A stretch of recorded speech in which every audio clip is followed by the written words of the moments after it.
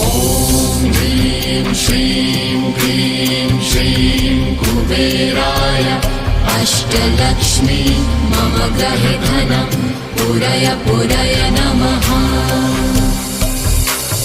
ॐ ह्रीं श्रीं क्लीं श्रीं कुबेराय अष्टलक्ष्मी मम गृहे धनं पुरय पुरय नमः।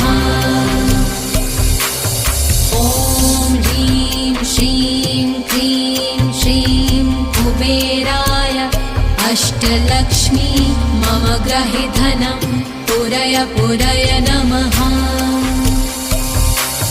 ॐ ह्रीं श्रीं क्लीं श्रीं कुबेराय अष्टलक्ष्मी मम गृहे धनं पुरय पुरय नमः।